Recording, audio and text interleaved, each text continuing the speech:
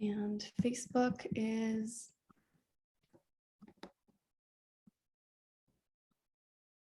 in progress. Alrighty.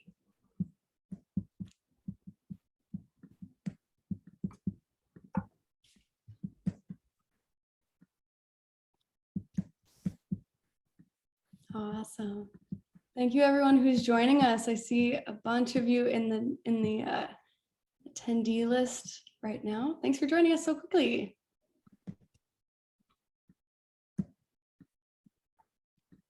Okay. All right. Because this is recorded and we are now sharing on Facebook, I'm going to go ahead and get started. In a moment here, there will be an opportunity to introduce yourselves. But just to get us started right now, welcome everyone to another SciStarter Live webinar. This is the Learn How to Observe the Moon with NASA event. And we are going to go ahead and get started. Awesome. Okay. All right. Before we begin anything else, we just want to introduce ourselves. My name is Emma Giles. I am a program coordinator for SciStarter. So I'm here to guide us through today's event and talk about some opportunities on SciStarter that you have related to the moon and space. Yeah. And we also have Roland on the line if you'd like to introduce yourself. Yeah, hi, I'm Roland, the Quality Assurance Coordinator with SciStarter, and I'll be posting links for you to check during today's webinar. Excellent. Yeah, if there are any technical issues, you can send them to myself or Roland. His name in the chat should be IT support as it is, so you can reach out if there are any issues. Darlene, would you like to introduce yourself?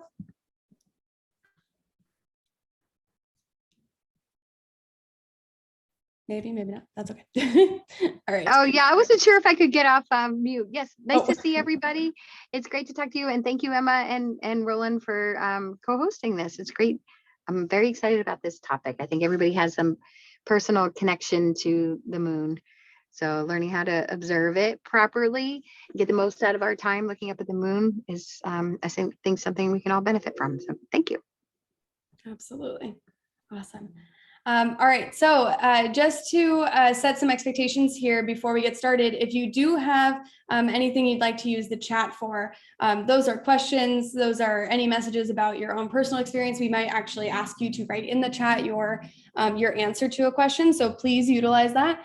If there are any particular questions you have about the program we're talking about, if you have any specific questions for our guest, who I will introduce momentarily, or about SciStarter in general, you can use the Q&A function, and we will be reviewing those as we move on. So throughout the entire event, but we'll also have some time at the end to cover any questions that were not discussed yet.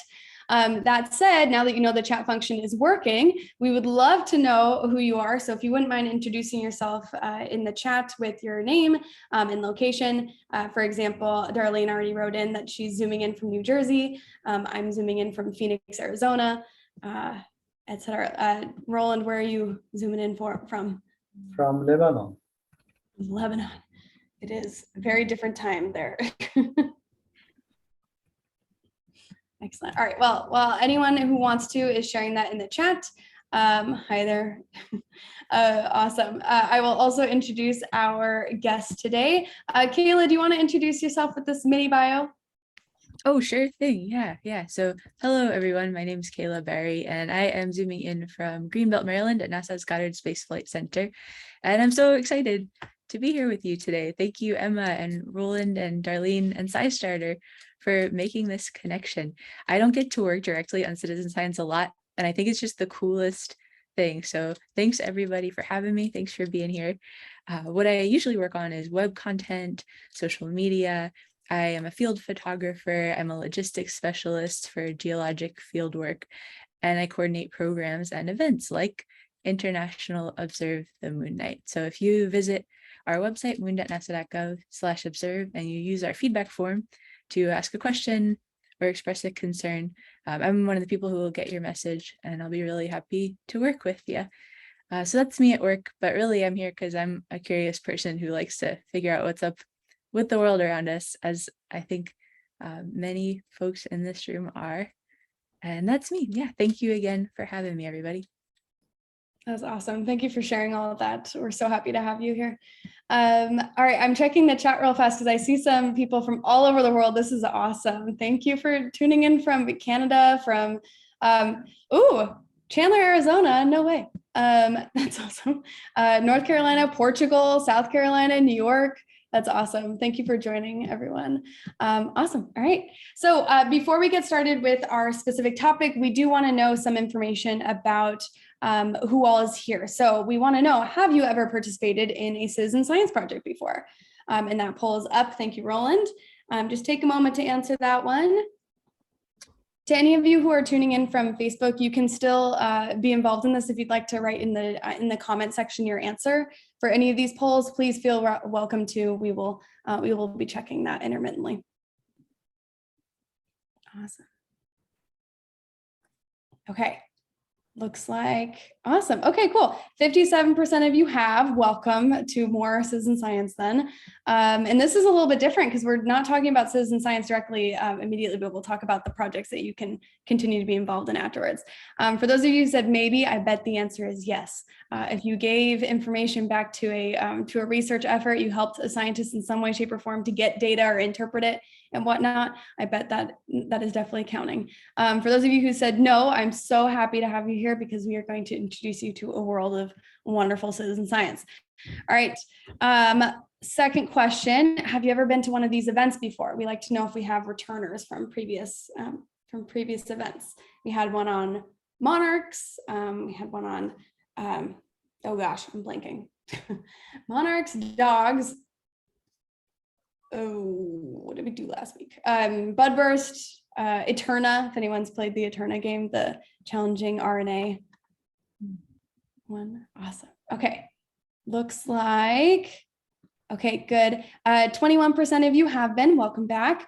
One of you maybe, okay. And then those of you who said no, we're so happy to have you here. Welcome to the team. Welcome to the live. Phenology, yes, thank you, Michael. Yeah, the one on Budburst was about the phenology. Awesome. All right, great. All right, and then last one, I promise, for now, we want to know what type of person you are. So maybe you're a bored person on the internet, maybe you're a student, maybe you are a parent of an aspiring citizen scientist or a teacher. We'd love to know your thoughts there. Thank you, Roland. Awesome. Give you another second to get through that. About 43, 50% of you. Awesome. Great. Ooh. Nice. Okay. Great. All righty. This is awesome. So about 33% of you are aspiring citizen scientists. Love it. 20% students, 13% parents of an aspiring citizen scientist, 20% teacher, educator, troop leader, 7% librarian, 7% researcher or project leader. Welcome. Awesome. No bored people on the internet. Interesting. All right. Good to know. That would have been me. No. Awesome. All right, cool. So for those of you where citizen science is relatively new, citizen science, by the definition of SciStarter, is a collaboration between scientists and those of us who are curious, concerned, and motivated to make a difference. It's how people can make an impact on issues they care about and help science. There are quite a few definitions, and there's different words for it too: community science, neighborhood science, you name it. It's all essentially the same. We're all here to make a difference and help make an impact that is real, right?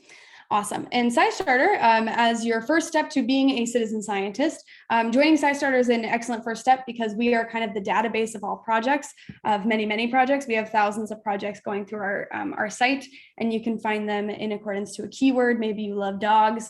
If you were to just type in dogs in that keyword search, you'll end up finding Sea Bark or Darwin's Ark of Dogs art, and you'll learn all about the different projects that involve that topic. Awesome.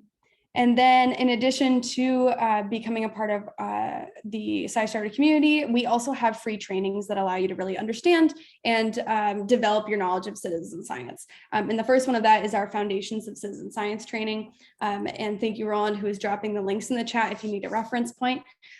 These trainings are really important to understanding or comprehending exactly what you're doing and become a very well-informed citizen scientist. We have multiple other trainings that are available once you've taken the foundations. So once you're done with foundations, you can also learn about data literacy, about higher education, which we spoke about in a previous event as well. And there are several more on the list.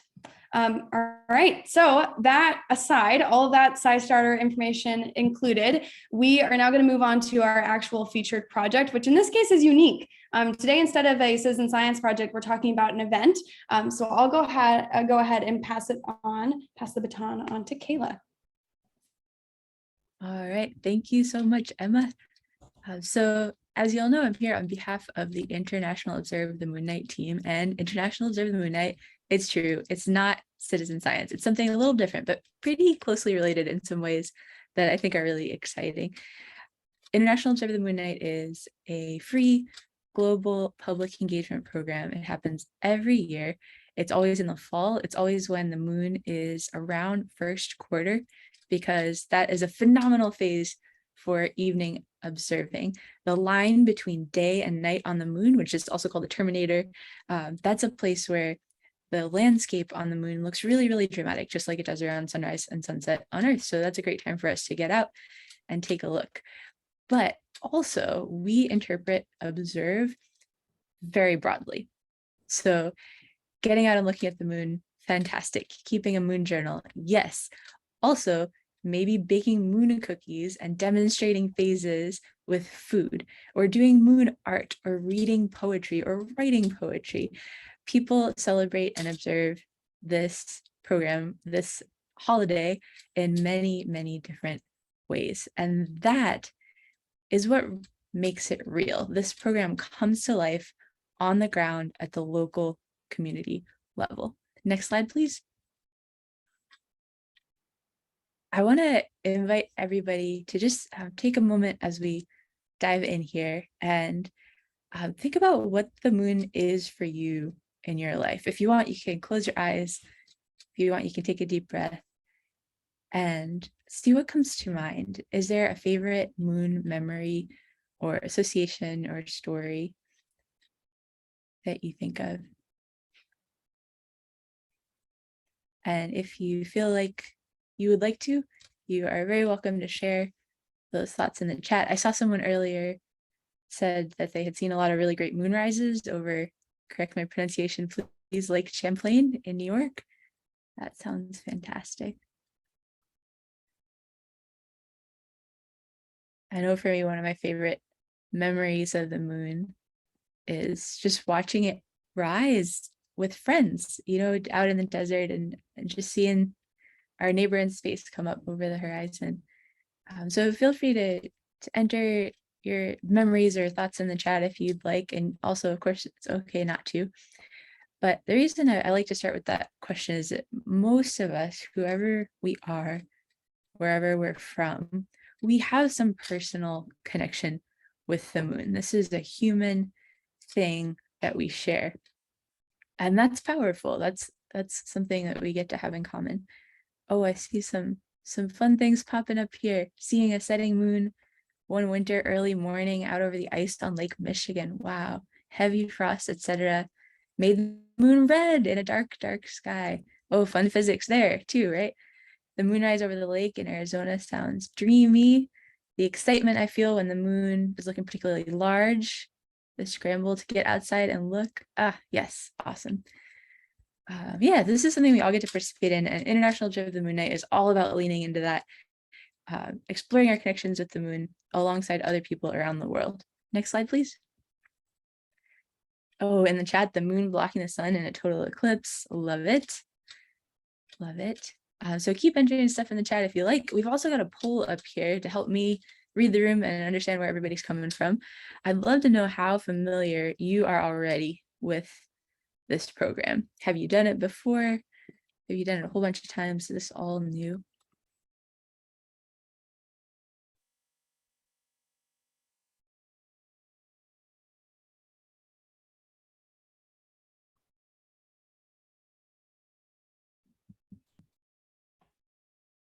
We're at about 80%. Last chance for anyone who wants to add in there. Okay, perfect. Oh my gosh, awesome. Okay, so to the one person out there who has already hosted or supported an event, and this is old hat, thanks for doing what you do. Very cool. And lots of people who are coming across this for the first time. That's really exciting.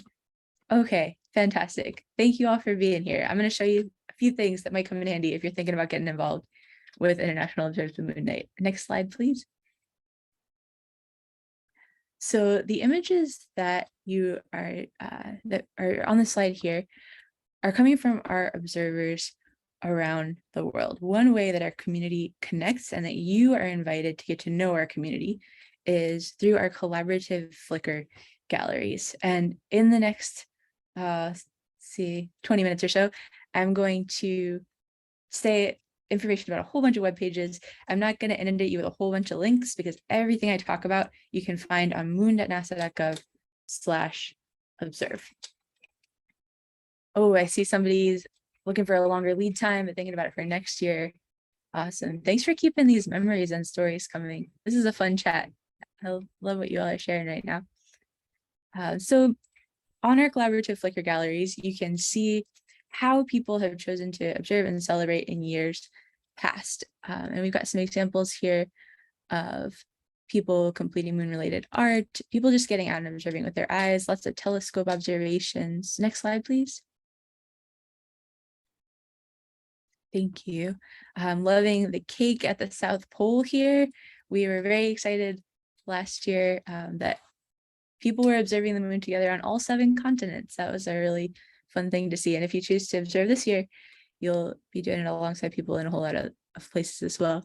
At the top left, as it appears on my screen, there's a drive-in movie event that one local community hosted during COVID. That was a really creative way to allow people to come together even when it wasn't so safe to do that inside in their area. And next slide, please. Thanks. Awesome. So 7 continents, that's the beginning of the story. I want to share a quick snapshot of what this program looked like last year, what you're jumping into if you jump in with us this year or in the future. Last year, based on our registration data and based on feedback in our host evaluation surveys, we estimate that about 500,000 participants observed together in 122 countries, including in the US, well, 50 US states and Guam and Puerto Rico and the US Virgin Islands and Washington, DC, and 121 countries beyond that. We try to keep our registration very flexible. So if you are organizing a more formal event, like Jean at the library, we have support for you for organizing that formal event. You can make your event public. We provide all kinds of materials, which we'll take a look at in a minute. But maybe you're hearing about this for the very first time today, and you just want to get out there this weekend. You can find a local event near you in our searchable event database. You can have just a casual household event. You can go outside wherever you are and look up or explore some of our web resources, and that counts too. So if you want to register your small household event, if you want to register your individual participation, you'll see pathways for doing that, again, on moon.nasa.gov/observe, and you'll actually see yourself pop up on this year's global map alongside all of the other folks who are doing this too. Next slide, please. I got ahead of myself. Yes. So in addition to different types and sizes of in-person events, we do, of course, support virtual and hybrid formats. So the way you'll navigate to this database is just on our website. You'll go to participate and find an event, and we'll walk through a few of those key website stops in just a few minutes. But for now, let's go ahead and move on. Thank you. Awesome. So one big thing our team does is we provide infrastructure, the database, the website, the event materials. Another thing that we work on our end at NASA is making sure that the most cutting edge science content is easy to find and available to you if you are doing an Observe the Moon event in your community. So this year we're going to have a whole bunch of brand new content streaming for you at 7 ET, which is 11 p.m. UTC this Saturday, October 1st. That's our primary program date. However, not everyone in the world is free on the evening of Saturday, October 1st. We get it. So you'll see that official events are registered for about a week before and after this date. Most of our content is available ahead of time. All of our content is available after the fact. If you're observing with us on Saturday, I hope you'll tune in, and this recording will certainly be available too. So you can, if you're hosting an event, you can pull this into your event, or you can check it out from home. We'll also have a few live telescope views of the moon from around the world. And as you know, this is a program with a lot of room for interpretation. So if the weather is not so hot where you are, there are still tons of ways to participate, hands-on activities, connecting with people online. One of those ways is to still sneak a peek at the moon via live stream. So you'll find those streams right with our live broadcast on our website. And thanks for the link, Emma. Let's go to the next slide, please. So this online community I keep talking about, we're on Flickr. We have a gallery for every single year, just as you were seeing earlier in those example slides. And we also have this ongoing conversation with hashtag Observe the Moon on social. So whatever your favorite platform is, almost, NASA's on a lot of the platforms, but not all of them, you can find us. And certainly I think on every platform you can find some people who are engaging in this conversation. And I think this is one of the coolest things about this event, is that it's a product of everyone around the world who's making it real. And in that way, that's a little bit like citizen science, I think, although the outcome here is different. Okay, next slide, please. Oh, excellent. So here I have some backup slides in case we can't do an actual walkthrough of the website, but maybe we can do an actual walkthrough of the website. Emma, may I share screen for a few minutes? Yes. Sorry, did I skip over this one? I might have. Oh, that is a-okay. We'll cover it either way. Yeah. And yes, you can screen share. Okay, thanks.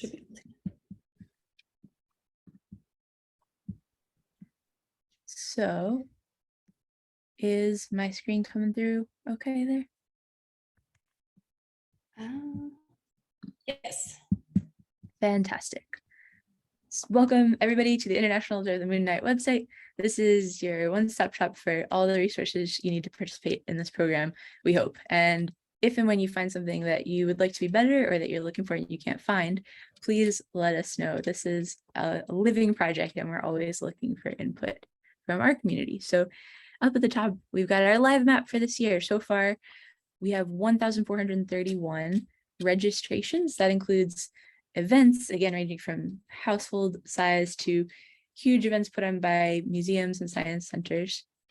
It also includes individual observer registrations. So if you interact with the map here, you can zoom in. If anybody on this call is already registered, you'll be able to find yourself. So this is something you can play with if you want. And this is one way to locate events and activities that are already happening close to you. Another way you can do that is, as we previewed earlier, by coming up to participate and selecting find an event. And we've got this whole searchable database set up. You can search visually, or you can search by keyword. So this is here for you. To add yourself to the map, we've got our big red register button, and that'll take you through all of those options that we were discussing. And up top here, you can see or read about our South Pole observer cohort. This is the folks in Antarctica last year. Okay, I'm seeing some things pop up in the chat. Awesome. And I'm just going to go ahead and walk through some pages here, because for me, when I'm watching, I think that's a little bit more effective than the screenshots. But if there are questions or anything, please feel free to interrupt me. You can find out tons of background information about the program under our About pages, and I won't go too far into that right now, but I will share, just highlight a couple of our goals. Our first goal is to unite people across the globe in this celebration of lunar observation and science and exploration. Our second goal, we're providing this information, we're providing a platform, we're providing resources in order to accomplish a handful of things. And one of the things that I'm really excited about is we hope to inspire continued observation of the moon and the sky and the world around us. The moon is a really great starting point scientifically, physically, in terms of our place in space. And I hope and encourage everyone to just treat it as that. And I hope it takes you to places that that you're curious about. And we'll hear lots of options, ways to do that from Emma and the team in just a little while. You can find here lots of different ways to observe the moon using all of your senses, no matter what resources you have available to you. Oh, let me pause right back on that one. Yeah, perfect. And for those who are looking ahead to longer lead times, you can find our dates for the next 3 years here. If you're looking for inspiration, we have this new column, our featured observer column, and you can find examples of what other groups have done to participate in this program. I'll skip over team for now, but you can learn all about us if you want to. See our pictures of past events, FAQ, code of conduct. So we are a really big organization. We're a really big program, right? And of course, a code of conduct is only as useful as it is enforceable. So what you'll find here is a broad code of conduct setting expectations that we expect everyone to uphold, every host, every observer to uphold. But we hope also that this will be a starting point if you are interested in developing a slightly more specific code of conduct for your own event. This is one place to start, and it's just grounded in NASA policy. Okay, so more about planning an event, how to host, what's available. If you are thinking about doing this for the first time, we hope that we are going to make it really, really easy for you. We lay out an example event with links showing how you can connect with a local expert in your community or online, depending on where you're located and what you're interested in. We have tons of activities. We highlight a few each year. We try to curate a new selection, but also send you to just big libraries if you want to dig in and find tons of things to do for all different age groups, all different contexts. We really welcome your feedback. So whether you are observing on your own or organizing an event, we hope you'll let us know what you thought and what could be easier for you with the host survey forms. And this page is like the library of links. So we're not going to go through all of this text right now, but if you're looking for graphics or materials to help support you in communicating about your event and filling out content in your event, this is the place to go. All right. So how do you stay in touch about all this stuff? We've gone over a few ways to get involved. We've gone over a few ways to look for support if you're an event host or if you're an observer. But if you want to just keep getting a little heads up from us every once in a while, we do have a newsletter. We are not going to spam you. We don't do this a whole lot of times per year, but we'll let you know when registration opens. We'll let you know if something really exciting just happened in lunar science that our community expresses interest in. And this is where you'll get big updates for next year. Also under participate, I want to highlight our live streams page. This is where you'll find that broadcast as well as the views of the moon from around the world. And I think I'm going to pause here. We've got a lot to dig into, but I definitely don't want to take everybody's time walking you through everything. So everybody, do we have any questions so far or comments so far about how to get involved, resources that you're looking for that you want to make sure you know how to find? There are a few things coming in through the chat and the Q&A. We'll address the Q&A in a moment here. I think that will come up a little bit later as well. But Darlene wants to know, are there any specific tips on best times to observe the moon on International Observe the Moon Day? Oh, great question. So the moon in most places will be up in the late afternoon, early evening during this first quarter phase, and then into the night.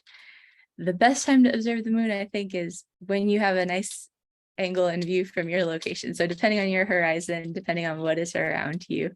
Yeah, that's a great question. A lot of people, I know I didn't for a long time, think about how really we can see the moon during the day a lot. So during the day can be a good time to observe the moon, but really, yeah, late afternoon, early evening will be, for many people in many places, good times on this date to go out there. Good question. Excellent. Also, are there any opportunities to use all of our senses to observe the moon? Do you have the list of activities somewhere that relates? Absolutely. Yeah, what a great question. So let's dig into some activities.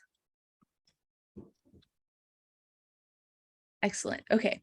So I keep talking about moon-inspired artwork, and of course that can mean many, many, many things, right?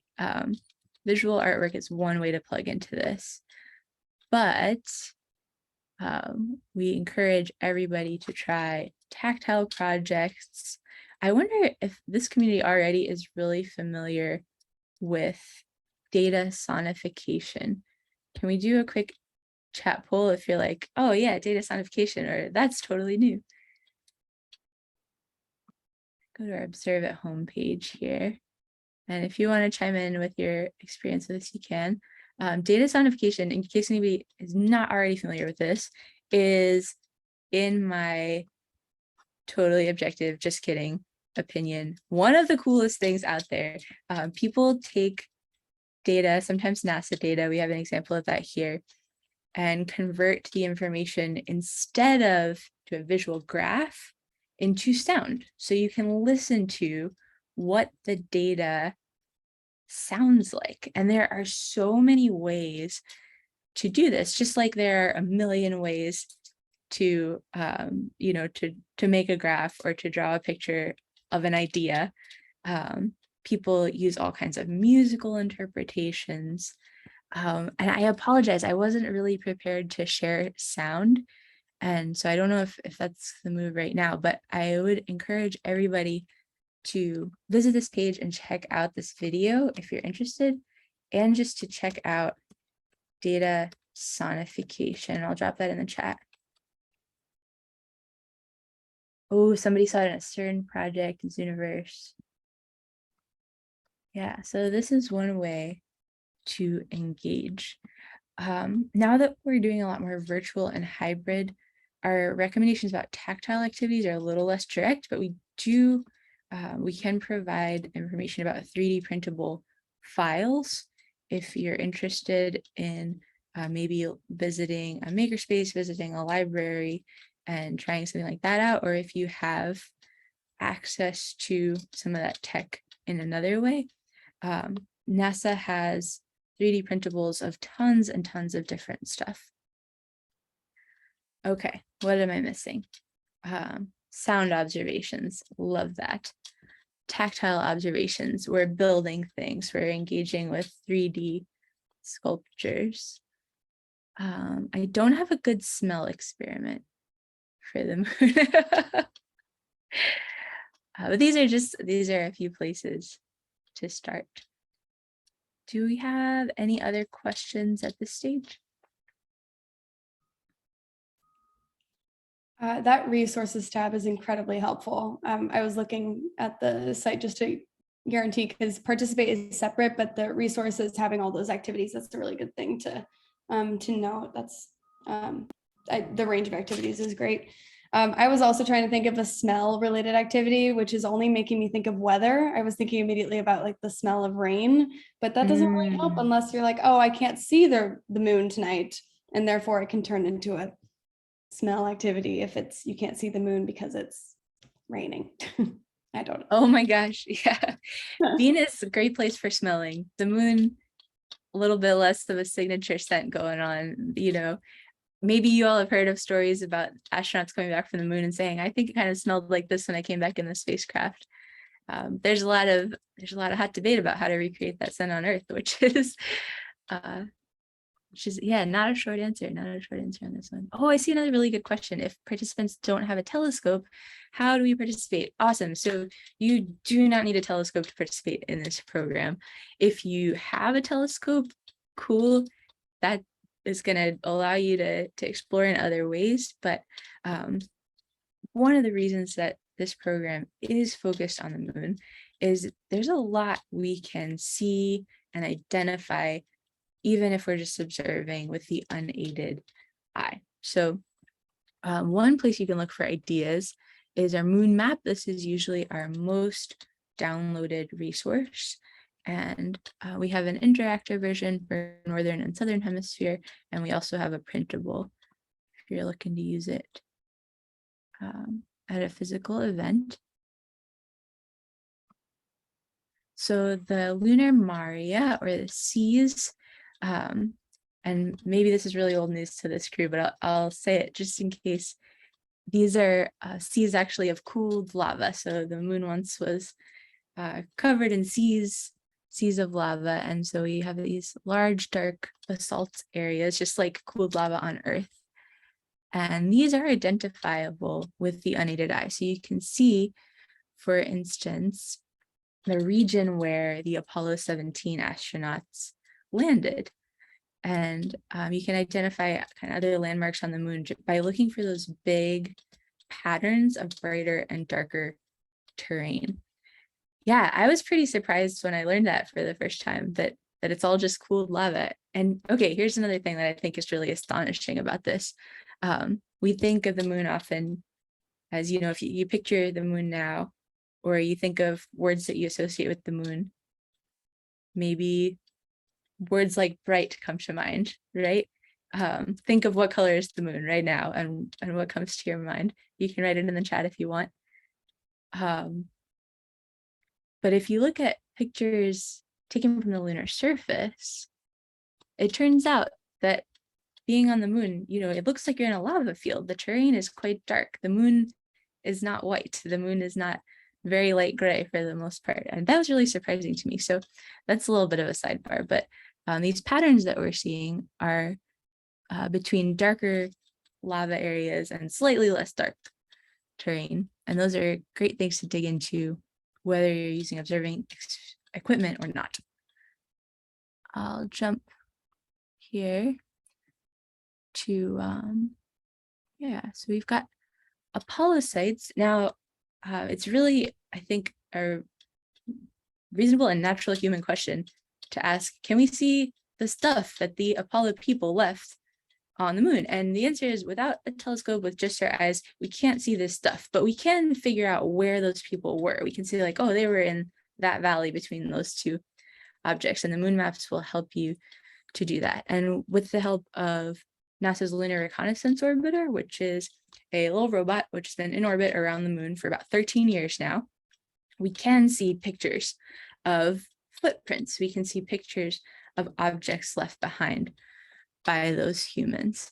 And Lunar Reconnaissance Orbiter imagery is a great thing to dive into if you're looking for visuals for your event, or if you're just curious. This little robot has changed a lot about our understanding of our nearest neighbor in space. The surface of the moon is now mapped in more detail, in greater detail, than the surface of Earth. It's the most thoroughly mapped surface in our solar system. And that's thanks to little robot LRO. Not so very little. I'm thinking of it in endearing terms. So you'll see lots of LRO imagery in our resources here and associated with the moon map, especially. Oh, I see somebody in the chat is a volunteer at a nearby museum and an ex-science communicator and scientist. Awesome, awesome. When you said, did you say LRO? What was the name of the robot? Oh yeah, Lunar Reconnaissance Orbiter, and I'll drop that in the chat. Okay, thank you. Sure thing. That is super fascinating. Wow. It's kind of shocking that we haven't mapped our Earth, but we know everything about the map of. Well, it turns out in some ways it's a lot easier without an ocean covering things up, right? And without the jacket that Earth has in many ways. So it's kind of through a combination of having this orbiter there and just the nature of the moon. The details of the surface are much more attainable. NASA studies Earth's surface in great detail as well. I think Earth is the planet that is most studied by NASA, but so much is physically hidden in terms of surface features. True. We'll actually talk about that in one of our next events for SciStarter Live, so I'll mention that again at the end. Oh my gosh, awesome. And speaking of which, I think we're coming to the end of our website sandbox time here. So I will stop sharing. Okay. Were there any other questions from our audience members? Does anyone want to mention anything about the website or a request for information on the website? You can put them in the Q&A at any point or in the chat at any point, and we'll cover them as they appear. There are some questions that we did want to address, unless you wanted to view any more of the slide deck. Do you want me to bring it back up for any of the last slides, Caela, or do you want to? For me, all of the remaining ones were back up until we get to the citizen science. Okay, excellent. All right, then we'll just switch over to Q&A for a moment here. Have you specifically, Caela, have you ever seen a red moon? Oh my gosh, I have. Yeah, I've seen a lunar eclipse. I don't know if raised hands are enabled, but if people want to like raise a hand or drop in the chat if they've seen one too. Maybe you all already have this on your radar too, but we are all gonna, or actually I shouldn't say all, depending on where we're located, many of us will have the opportunity to see a red moon in person in 6 weeks or so, and we'll be live streaming that on moon.nasa.gov also. So wherever you are, no matter what the weather is, if you would like to see a red moon, November 8th, total lunar eclipse. If I remember correctly, it's the last one like this for a little while. Awesome.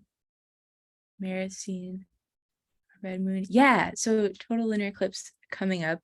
Really fascinating stuff. We'll get to see the light of the sun refracted through Earth's atmosphere, hitting the moon, coloring it red. Awesome. I'm about to go down a total rabbit hole about the red moon and how it is the light of all the sunsets on Earth, because I think it's really poetic, but we don't have fun graphics for this. This is not a That is super cool. I never realized that that's what that is. Are there other types of like when we refer to it as a red moon and it's an eclipse, are there other terms that we use for the other phases or the other I don't know, optical illusions of some sort? I don't know how to phrase it. I feel like I just don't know enough about the moon. Oh, I hear you though. I mean, people have so many ways of describing the moon, right? And a lot of them have to do with the way that it appears as a result of an eclipse or atmospheric conditions. I think someone mentioned earlier that when there's a lot of particulate stuff in the atmosphere, it changes the way we see the moon. When there are big volcanic eruptions, it changes the way we see the moon. And I'm definitely not going to try to speak to all of the different wonderful cultural descriptions that are out there of the moon, because I'm not an expert on that. But I definitely would encourage everybody to dig into that and check out your library and check out your local experts if that's something you're curious about. Sorry, that's kind of a non-answer. I will drop the link to a page with a bunch of visuals and stuff about eclipses and how that's one thing that can turn the moon red, and one way we can see a lot of sunset light from our planet reflecting off of the moon. Oh, excellent. Okay, I will be looking at that later. Awesome. All right, so while anyone who wants to share any Q&As about how to get involved or their own curiosities about this event and whatnot, go ahead and drop them in the chat. In the meantime, I do have a couple questions just about your experience in general. So for any of you who are aspiring to be citizen scientists, or maybe even to become a scientist or working with NASA in any sort, this might be helpful to you. Caela, can you tell us a little bit about how you got to this role? Yeah, sure. So you all know I'm a curious person, ask a lot of questions. I think that's one thing that has been a big part of my wandering path through life that has led me here. I think another important part of that story is I'm pretty stubborn, and a lot of people who I know who end up in science lines of work are too. Certainly not everybody. There are a lot of ways to end up in this world, right?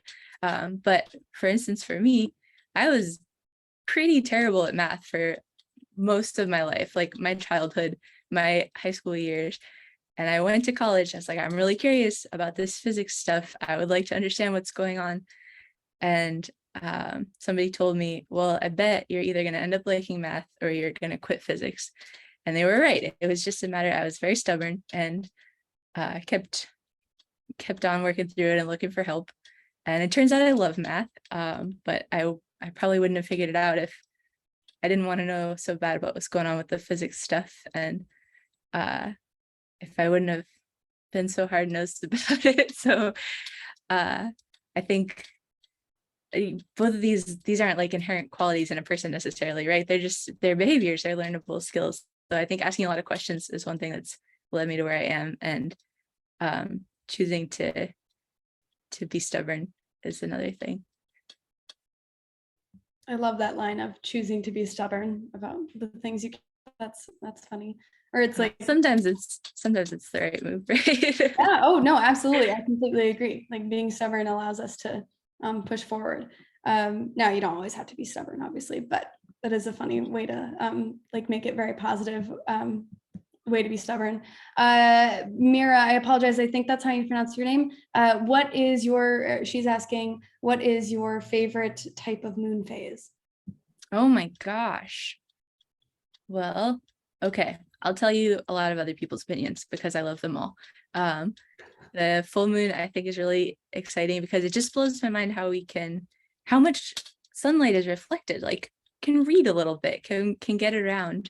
I didn't appreciate that until I lived in a really dark place for a little while, and then realized that it is quite stunning how much sunlight we get reflected off of that big world next to us. I really appreciate about phases like first quarter, like the one coming up this weekend, that we get that super dramatic lighting along the terminator. That is just wild, that we can see the sunrise and sunset happening on the moon along that line. And new moon is cool because then you can see more of what's going on in the rest of the sky if you're in a place where the sky is dark. And Mira says, I love all the moon phases too. If anybody else has a favorite and wants to shout it out or drop it in the chat, I'm totally curious. I am too. I don't really know if I have a favorite. Oh my gosh. Yeah, that's awesome. I just love when it appears just so massive. Like, is that just like the, I don't know, its orbit around us just gets closer at different times of the year? Oh, what a good question. So a little, yes. Maybe people have been hearing about supermoons, right? We keep hearing supermoon in the last few years.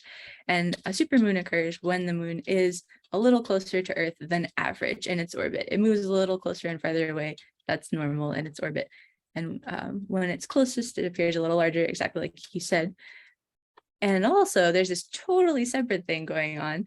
Maybe if you think of, seeing the moon rise at night and it comes up maybe over trees or buildings or whatever is around where you are, a lot of times to our brains, it appears really, really extra large and gorgeous when it's down near the horizon like that.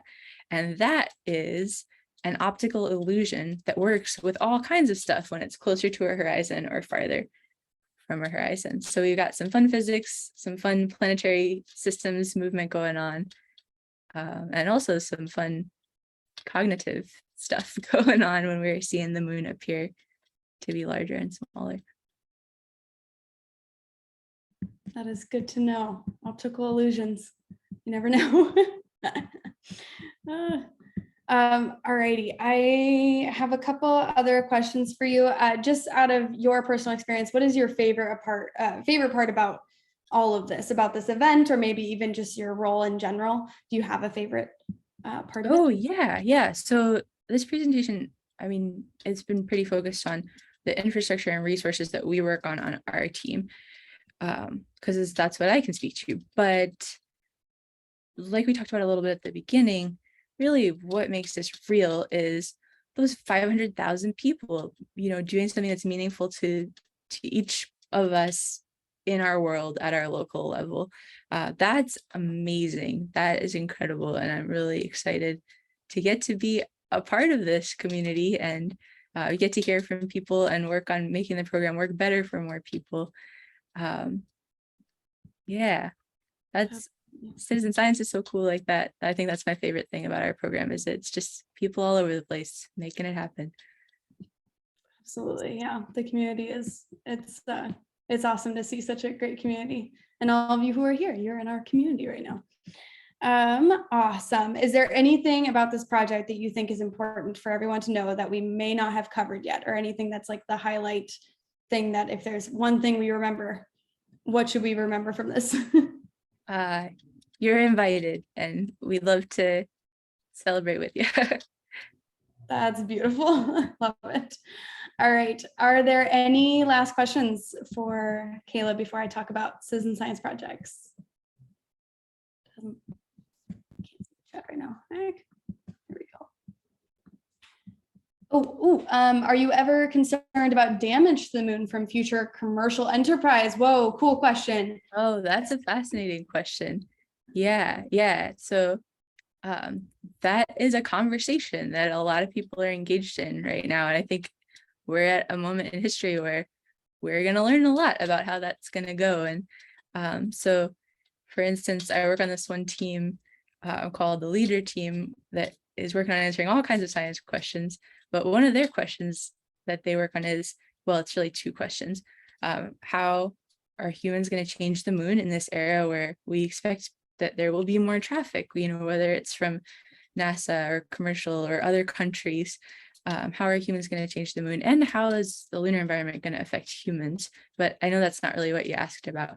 I think certainly things are going to change, and I'm excited that there are a lot of people working on getting as much information as possible, understanding this really special place in space as it is now, while it hasn't been traveled to quite so much, and maybe preserving some of that access to knowledge for the future. I don't know if that quite answers your question. It's a really important question you asked, and a lot of people are working on it and talking about it.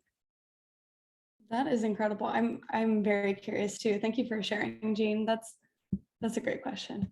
That reminds me of I feel like a couple of years ago I listened to a news story about the space junk, essentially, just like the materials we have in space just kind of floating around that'll just sometimes fall to Earth because it was just sitting out in orbit. And it's really fascinating. You don't really think about these things. They're like seeing satellites in the sky when they are visible or objects.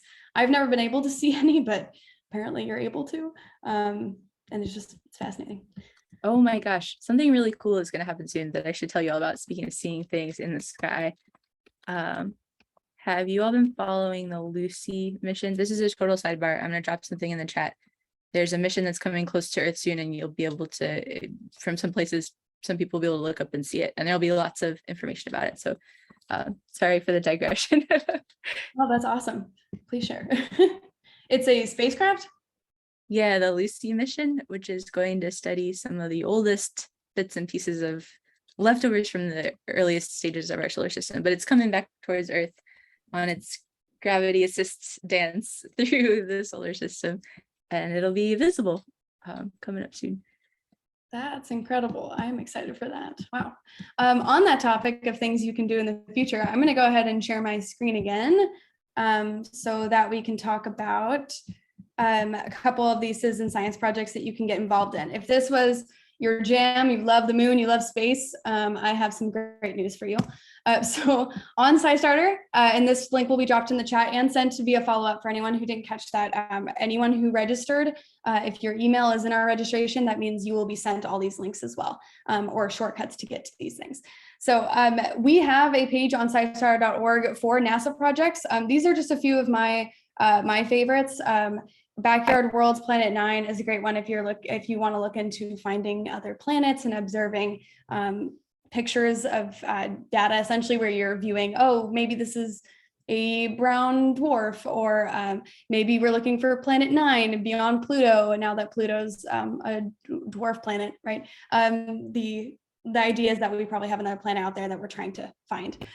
Cloud spotting on Mars is all about figuring out which diagrams show that there's a cloud on Mars. I love this one because it's really not very difficult and really fun to look at, because you get to change the view of it and see and zoom in really far to find these little peaks that essentially tell us, oh, that's a cloud, which I never really conceptualized that clouds exist on other planets, or on Mars anyway.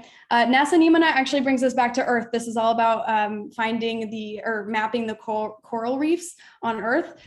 Super, super important, especially considering the idea of what was mentioned earlier, how we have been able to map the moon because of the surface and what it looks like, and the way in which we can view it, versus on Earth, we have the ocean. We have these other obstacles that prevent us from mapping these things. So that one is a really good one if you want to impact essentially marine science and to mapping our ocean floors. Now, we also have another program on SciStarter that's not necessarily connected to NASA. It's called the Dark Sky Citizen Science Program. And essentially what you can do is look into how light is impacting the environment, whether or not that is for organisms. So animals are all affected by light pollution as well. So exploring biodiversity with iNaturalist allows us to get like a temperature check on different species and how they're doing over time. We also have measuring light in the night. That's Globe at Night. That measures light pollution. And then we also have Satellite Streak Watcher, which is also about measuring light pollution in just a slightly different way. So all of these are available at this SciStarter.org/dark sky index. And again, we also have one for NASA.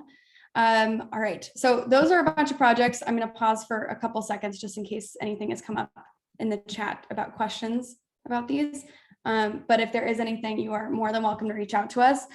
We have these events every single week. So just as a preview for the next ones coming up, October 4th, we're doing one that involves another NASA project. It's Globe Observer Tree specifically, and the partnership with the Girl Scouts. So if any of you know any Girl Scouts, you are a Girl Scout, you're in the Scouts in any way, shape, or form, this would be a great one as well to be involved in. If you have no affiliation with the Girl Scouts, that's okay. Because that is also relevant. You also have the ability to impact the science and help the Girl Scouts and help the research in general. October 11th, the 10th is actually World Mental Health Day. So on the 11th, to celebrate, we're focusing on mental health, specifically the Narika project. And then on October 18th, we are talking about data literacy. All these are available on our blog, which is at the bottom, but also dropped into the chat. Thank you, Roland. Yeah, those are all our upcoming events. If there are any questions or concerns, or you have ideas, or you want to share anything, we have two ways. So you can always contact us at our email, Ask SciStarter, email info@scistarter.org. I'm one of the recipients of that, so you can always send a message and I can respond to you. We also have a survey that'll appear at the end of this, and it will also be sent in the follow-up email. That's just a quick check on how we're doing. It should only take a couple of minutes at maximum. And so if you could share with us anything that you would like to see in the future, or how we can improve, or what things we're doing well, we would love to hear it. We also have trainings, which are also being dropped into the chat as well. Yeah, so if you'd like to take advantage of the training, or find a project that interests you, you can find it on SciStarter.org. Yeah, all those things are excellent. We'd love to see more people involved, so we hope we can see you in the next events. Are there any questions before we do a final thank you to Caela and sign off? Not saying anything in the Q&A, so it might be okay. Thank you, Michael. Yeah, absolutely. I hope we see you back next week. Oh, and thank you for sending that. Yes, lots of things going on the chat. So any resources before you all hop off, you're welcome to look at those. All right, awesome. Thank you so much, Caela. It's been a blast to have you on. I'm glad that you were able to talk to us about all these things. Oh, thank you so much for having me. Thanks for doing what you do. This has been great. All righty. Oh, where'd my screen go? Okay. Do we have any other questions? I'm seeing a lot of thank yous. Thank you. Awesome. All right, well then I will go ahead and end this conversation. Remember, you can always contact us. Please fill out that survey, etc. Have a lovely day. Good luck observing the moon on the 1st.